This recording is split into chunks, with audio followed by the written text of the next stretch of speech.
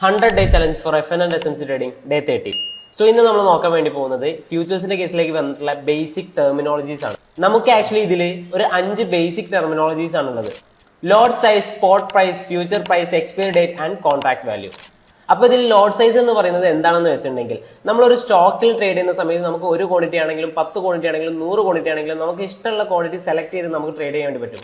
എന്നാൽ നമുക്ക് ഫ്യൂച്ചേഴ്സിന്റെ കേസിലേക്ക് വന്നിട്ടുണ്ടെങ്കിൽ നമ്മൾ സെറ്റ് ഓഫ് ക്വാണ്ടിറ്റി മാത്രമേ നമുക്ക് ട്രേഡ് ചെയ്യാൻ വേണ്ടി പറ്റുള്ളൂ.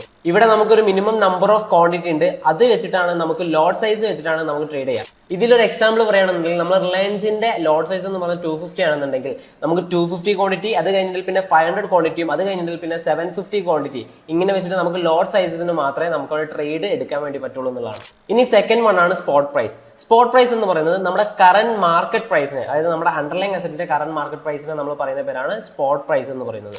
തേർഡ് വൺ എന്ന് പറയുന്നത് ഫ്യൂച്ചർ പ്രൈസ് ആണ്.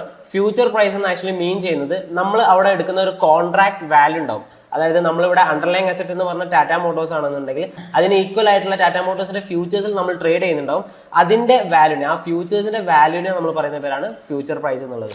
ഫോർത്ത് ആയിട്ട് വരുന്നതാണ് എക്സ്പയറി ഡേറ്റ്. നമ്മൾ എടുക്കുന്ന ഓരോ കോൺട്രാക്റ്റിനും ഒരു എക്സ്പയറി ഡേറ്റ് ഉണ്ടാവും. അത് ആക്ച്വലി നമ്മുടെ ആ ഒരു കോൺട്രാക്ടിന്റെ മേലെ തന്നെ നമുക്ക് കാണാൻ വേണ്ടി പറ്റുന്നതാണ്.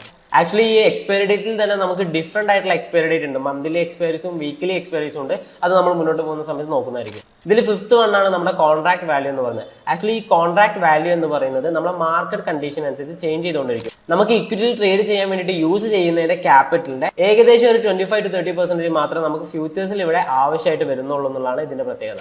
സോ നിങ്ങൾക്ക് ഫ്യൂച്ചേഴ്സിന്റെ 5 ബേസിക് ആയിട്ടുള്ള ടെർമിനോളജീസ് എന്താണെന്നുള്ള മനസ്സിലായിട്ടുണ്ടെന്ന് വിചാരിക്കുന്നു. That's 1 minute. See you tomorrow.